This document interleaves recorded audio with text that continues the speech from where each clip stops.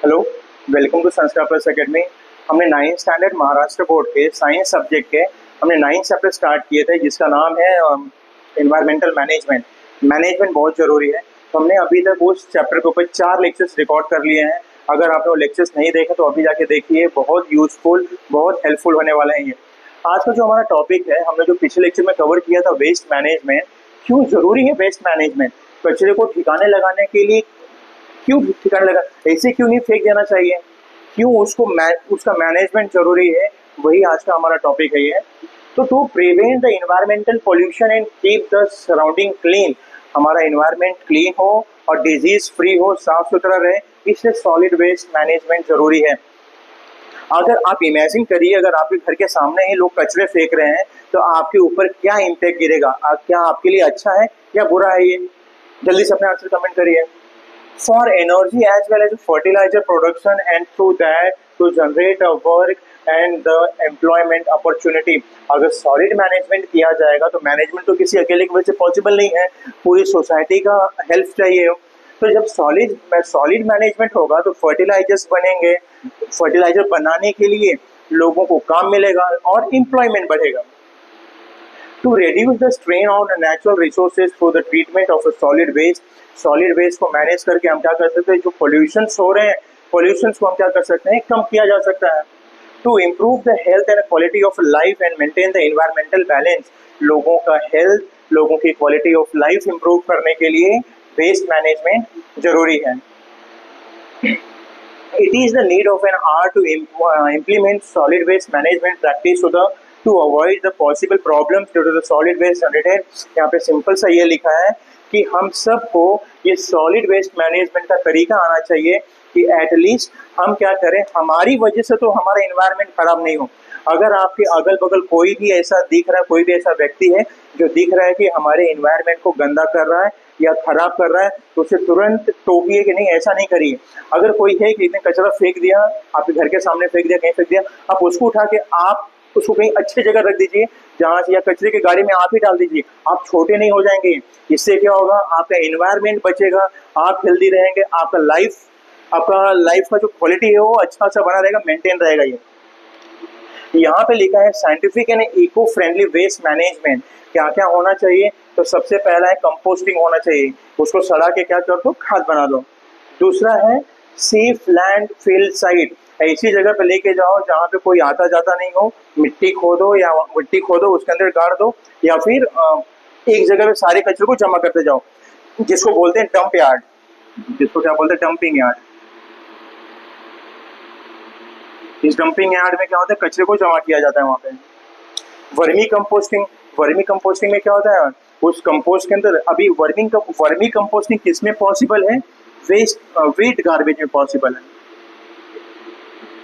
और wait garbage में क्या होगा, अर्थवर्म को डाल दिया जाता है, अर्थवर्म को डाल देंगे और वो क्या करेगा, वेट वेस्ट को खा के फर्टिलाइजर या मैन्योर बना देगा, उसी को बोलते हैं वर्मी कंपोस्ट बोलते हैं। Industrial solid waste management, industry से जो हार्मफुल केमिकल्स निकल रहे हैं उसको कैसे मैनेज करना है। तो फिर दूसरा है pyrolysis, energy production by the burning of waste at the high temperature, example biogas और बायो इलेक्ट्रिसिटी। कभी कभी क्या होता है, कचरे को फैक्ट्री में जला के उससे हाई टेम्परेचर बनता है, उस टेम्परेचर से हाई टेम्परेचर बनेगा, हाई टेम्परेचर से क्या होगा, स्टीम क्रिएट होगा, स्टीम से टरबाइन घुमाते हैं, टरबाइन घूम गया तो इलेक्ट्रिसिटी बन जाता है ये।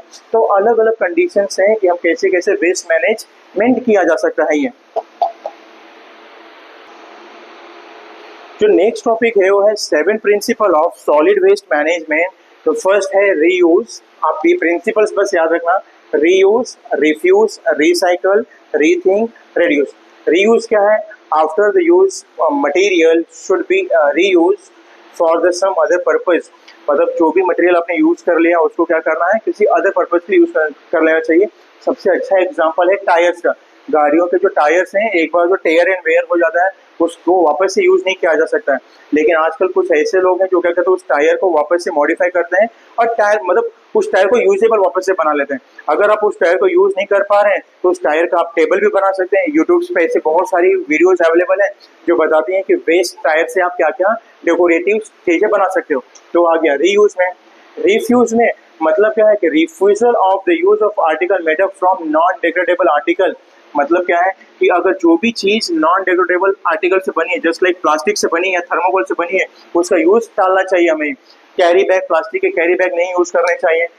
डेकोरेशन के टाइम पे जो थर्मोकोल यूज होते हैं, थर्मोकोल्स का यूज नहीं करना चाहिए। क्यों नहीं यूज करने चाहिए? क्योंकि ये क्या है, नॉन डिग्रेडेबल आर्टिकल है, जल्दी से सड़ते नहीं है। रिसाइकल्स, ऐसे चीजों का यूज करो जो रिसाइकल किया जा सके। जैसे हमने बोला production of useful of article recycling solid waste, for example paper and glass. Paper और ग्लास को क्या किया जा सकता है? रिसाइकल किया जा सकता है। पेपर बनाया आपने, पेपर आपने नोटबुक में लिखा, ये न्यूज़पेपर है, उसको वापस से फैक्ट्री में जाता है, वापस से उसको केमिकल प्रोसेस करके वापस उसका पेपर बना दिया जाता है, उसको बोलते हैं रिसाइकल। अगला है रीथिंक, रीथिंकिंग आर हैबिट्स। अपनी एक्टिविटी, आप हम क्या कर रहे हैं, जो भी आप कर रहे हो उसके बारे में सोचो कि क्या मैं कर रहा हूँ मेरे लिए अच्छा है, बुरा है, मेरे एनवायरनमेंट के लिए अच्छा है क्या, बुरा है ये। The next one is reduce.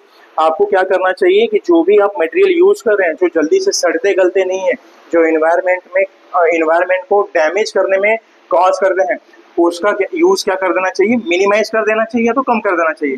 Research करना चाहिए, 7th आर क्या, रिसर्च करना चाहिए कि किसी भी मटेरियल का जो हम यूज कर रहे हैं कि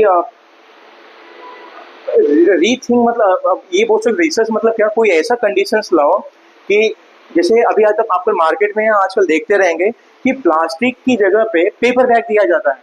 क्यों पेपर बैग दिया जाता है? किसी ने सोचा रहेगा ना इसके बारे में, क्या सोचा रहेगा कि प्लास्टिक है, जल्दी से डिग्रेड नहीं होता है, और पेपर दिया तो जल्दी से डिग्रेड हो जाएगा। जल्दी से डिग्रेड हो जाएगा मतलब इन्वायरमेंट को कोई कॉज नहीं करेगा, तो वही रिसर्च करना चाहिए। Regulation and public awareness, plastic क्यों नहीं यूज करना चाहिए, नॉन बायोडिग्रेडेबल सब्सटेंस क्यों नहीं यूज करने चाहिए, ये पब्लिक को अवेयर करना चाहिए लोगों को। ये जो इसमें नेक्स्ट यहाँ पे बगल में बॉक्स दिए गए हैं उसमें क्या है देख लेते हैं। Following the 3R mantras, reduce, reuse and recycle. याद रखना 3R मंत्र बोला जाता है किसको, रिड्यूस को, रीयूज को और रिसाइकल को। Throwing plastic wrappers and of chocolate, ice cream, biscuits into the dustbin, avoiding littering. Littering मतलब क्या करना है कि जो भी आप रैपर्स खाते हो, बिस्किट, उसके साथ जो भी रैपर बन रहे हैं उसको डस्टबिन में डालना है, गंदगी नहीं फैलाना है। अवॉइड लिटरिंग मतलब क्या, गंदगी नहीं फैलाना है। Avoiding the use of plastic bags and instead of cloth bag और bag prepared from the old saris, bedsheet, curtain etcetera. कभी कभी हमारे घर में बेडशीट हो गए, मम्मियों की साड़ियाँ होती हैं जो खराब हो गई हैं, उसका हमें बैग बना लेना चाहिए। तो प्लास्टिक का यूज कम करने के लिए हमें ये सब चीजें फॉलो करनी चाहिए। कपड़े के बैग बना लिए, अनयूज कपड़े, जो कपड़े फट गए उसका किसी तरह सिलाई करके बैग बना लिए, तो यूजफुल बन जाते हैं वो। Using both side of a paper for the writing. बहुत सारे बच्चे क्या करते हैं, पेपर की एक साइड लिखते हैं, एक साइड नहीं लिखते हैं, बोलते सर राइटिंग अच्छा नहीं बनेगा या पीछे छप गया। ऐसा नहीं करना चाहिए। अगर आपके पास पेपर है, दोनों साइड के पेपर्स को यूज करिए। तो इस तरह से यहाँ पे क्या किए हैं, अलग अलग इंपॉर्टेंस दिए हैं कि आपको वेस्ट मैनेजमेंट कैसे किया जा सकता है। आप स्टूडेंट होके भी आप वेस्ट मैनेजमेंट का एक पार्ट बन सकते हैं, अपने पेपर को बराबर यूज करके, अपने कचरे को बराबर से डिस्पोज करके, कचरे को डस्टबिन में डाल के, अपने ही नहीं दूसरे का भी, अगर आपको दिख रहा है कि नीचे किसी का रैपर गिरा हुआ है, यूजफुल नहीं है, वो उठा के डस्टबिन में डाल दीजिए, उससे आपका ही फायदा है, आपका ही क्लासरूम, आपका ही घर साफ दिखेगा।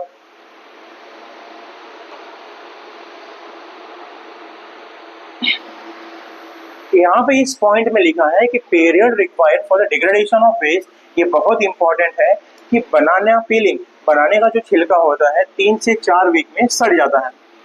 क्लोथ बैग, कपड़े का बैग 1 महीना लेता है। रैक्स, रैक्स मतलब बोल सकते हो जो जूट की बोरियां आती हैं जिसके अंदर गेहूं फेहूं आते हैं, वो सब 5 महीने लगते हैं। वुलन सॉक्स, जो आप सॉक्स पहनते हो 1 साल में। वुड 10 से 15 साल। लेदर शूज 40 से 50 साल।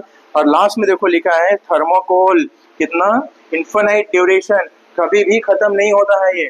थर्मोकोल को अगर आज ऐसा डाला है 1000 साल के बाद भी खोद के निकालोगे वो वैसा का वैसा ही मिलेगा, सड़ेगा नहीं। लेकिन ये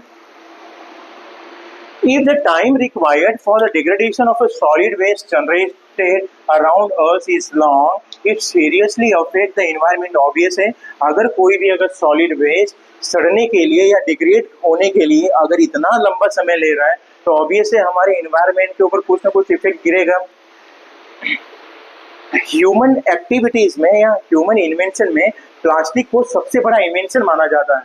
प्लास्टिक को इसलिए ऐसा इन्वेंशन माना जाता है कि प्लास्टिक ने क्या किया लोगों को, जैसे अगर ये प्लास्टिक नहीं होता था, अगर मुझे पेन यूज करना पड़ता था लकड़ी का, आपने देखा रहेगा लोग लकड़ी से पुराने टाइम में लकड़ी को छील छील के लिखते थे उसे, तो कितने सारे प्लांट वेस्ट हो जाते थे, कितने सारे पेड़ों को काटना पड़ता था ये।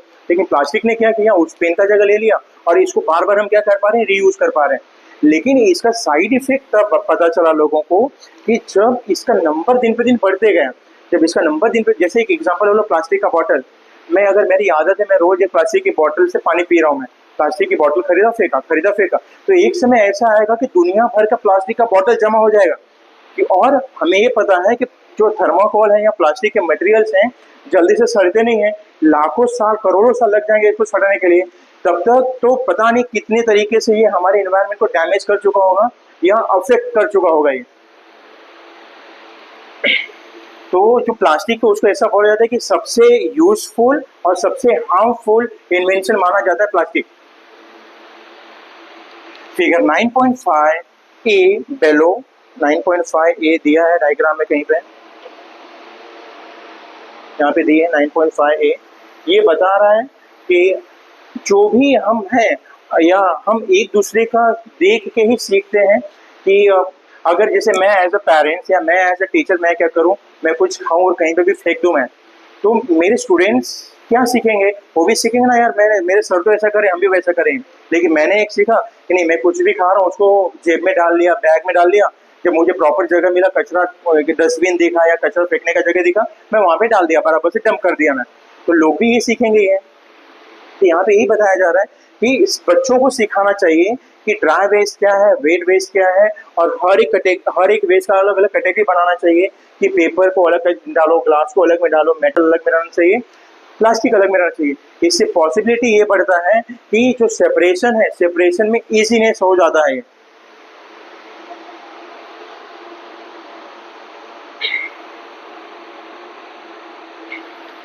एक सबसे इंपॉर्टेंट लाइन लिखा है, अ peak into the deep past, ever since ancient times special attention has been given to the garbage disposal. In the Greek city of Athens in 320 BCE, a law had been enacted regarding garbage disposal. It made throwing garbage in the open an offense. मतलब ऐसा बना दिया गया था, मतलब सोचो कभी 320 BCE में एथेंस में ऐसा बना दिया कि अगर आप खुले में ही अगर कचरे फेंक रहे हैं तो ये ऑफेंस माना जाएगा और इसके लिए आपको फाइन पे करना पड़ेगा।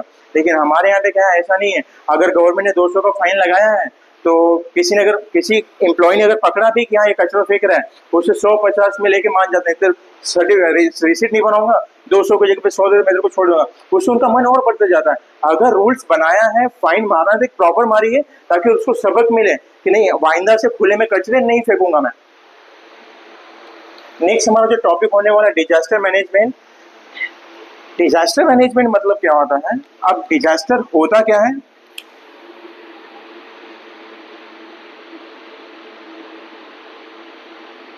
Uncertain activity